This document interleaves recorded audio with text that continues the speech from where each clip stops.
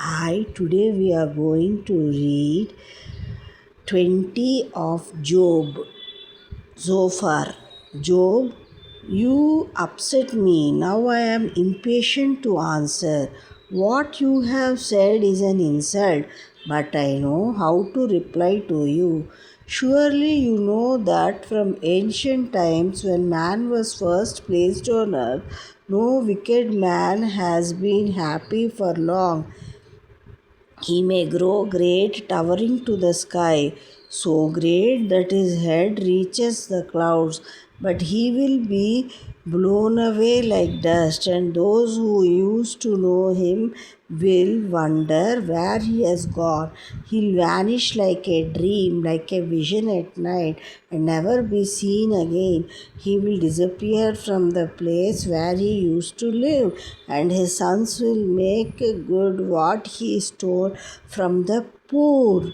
His body used to be young and vigorous, but soon it will turn to dust.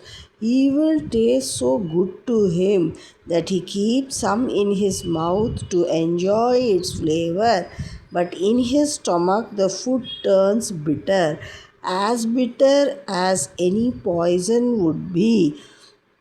The wicked man vomits up the wealth he stole.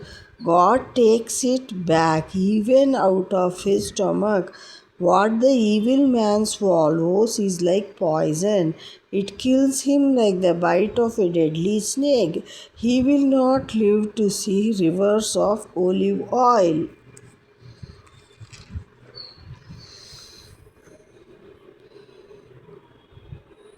or streams that flow with milk and honey. He will have to give up all he has worked for. He will have no chance to enjoy his wealth because the oppressed had neglected the poor and seized houses someone else had built. His greed is never satisfied. When he eats, there is nothing left over. But now his property comes to an end. At the height of his success, all the weight of misery will crush him.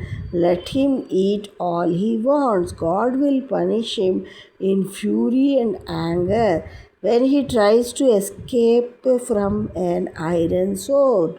A bronze bow will shoot him down. An arrow sticks through his body. A shiny point drips with his blood, and terror grips his heart. Everything he has saved is destroyed. A fire not lit by human hands burns him and all his family. Heaven reveals this man's sin, and the earth gives testimony against him. All his wealth will be destroyed in the flood of God's anger. This is the fate of wicked man. How the fate that God assigns to them. May the Lord bless Jerusalem. May the Lord bless Israel. Let there be peace in Israel. In the mighty name of Jesus Christ we pray. Amen.